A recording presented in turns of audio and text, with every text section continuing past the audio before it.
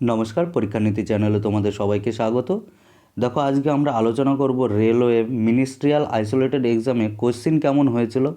আর এখান থেকে তোমরা একটা ধারণা পেয়ে যাবে যে কেমন কোশ্চিন হচ্ছে, টিসিএস কেমন এক্সাম নিচ্ছে, কোন পোর্শন থেকে বেশি তোমাদের ফোকাস করতে হবে, সেটাই তোমরা ভালোভাবে বুঝে যাবে। তো দেখো, প্রথম কোশ্চিনটা কি বলেছে।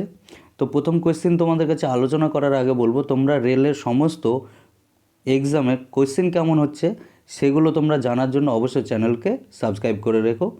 তো দেখো, ফার্স্ট কোশ্চেনে জিজ্ঞাসা করেছে 2020-তে জ্ঞানপীঠ পুরস্কার 55তম কে পেয়েছেন। তো এবছর 55তম জ্ঞানপীঠ পুরস্কার কাকে দেওয়া হয়েছে? মালায়ালাম কবি আক্কিতাম আচ্যুতাম নাম্বথিরি। তোমরা এই নামটা এতটা ইম্পর্টেন্ট, কারণ কি তোমাদের বলছি।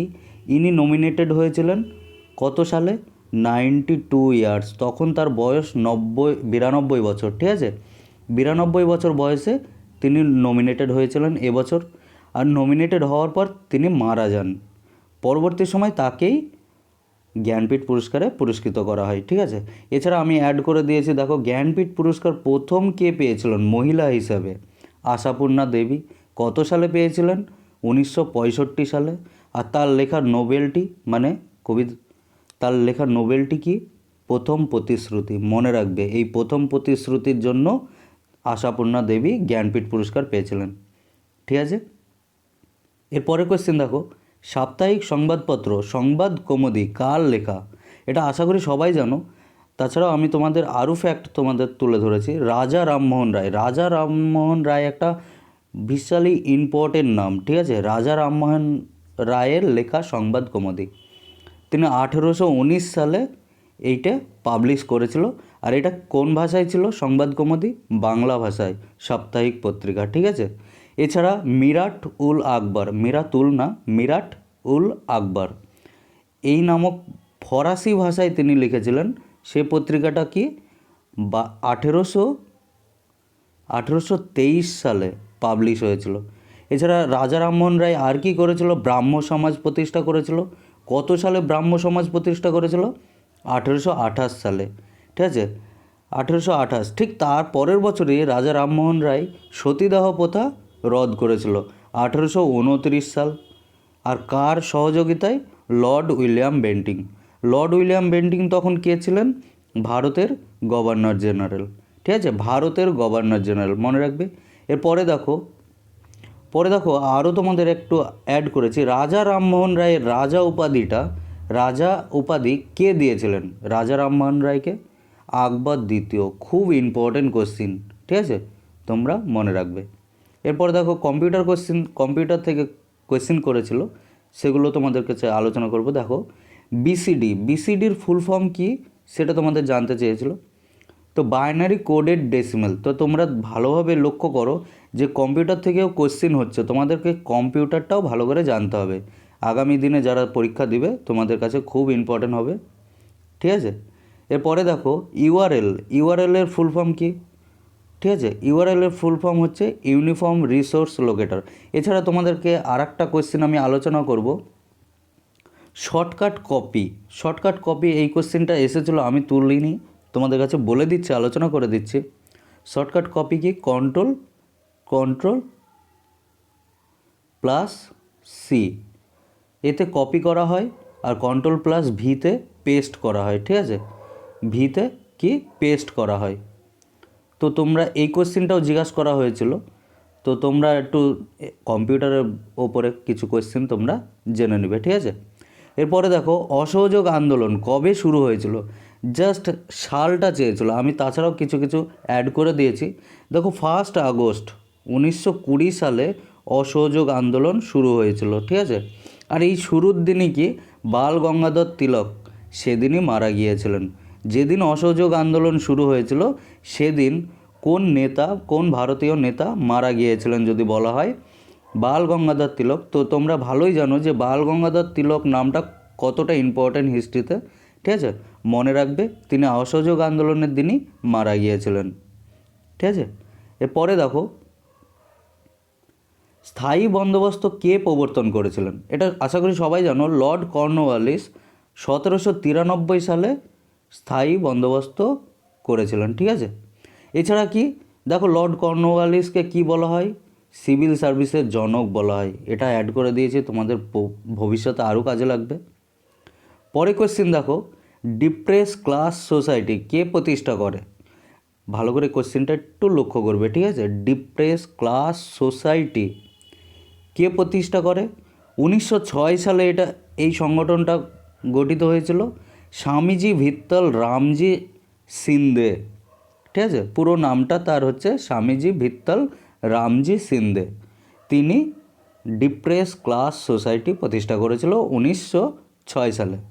আর এই কোশ্চিনটাই দেখো একটু যদি ঘুরিয়ে আসে, ডিপ্রেস ক্লাসেস অ্যাসোসিয়েশন, যদি সোসাইটির জায়গায় অ্যাসোসিয়েশন থাকে তাহলে এই কোশ্চেনের অ্যান্সার চেঞ্জ হয়ে যাবে।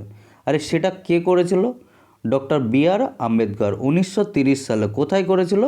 মুম্বাইয়ে।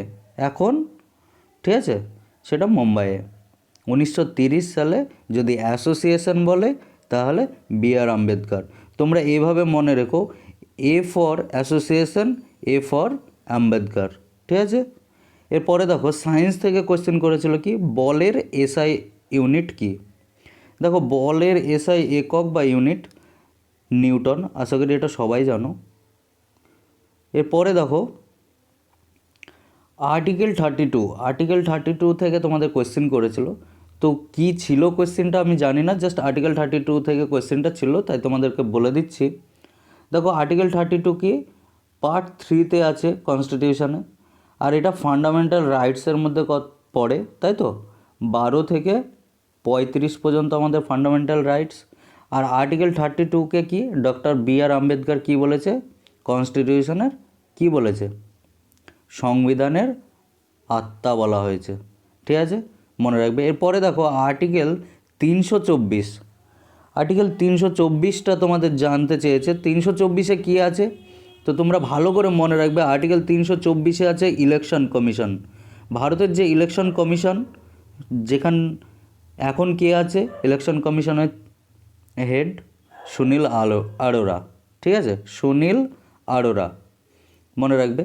তো 324-এ কী বলা আছে? ইলেকশন কমিশন, ভারতে একটা ইলেকশন কমিশন থাকবে, ঠিক আছে? এরপরে দেখো সমুদ্রগুপ্তের সভাকবি কে ছিলেন?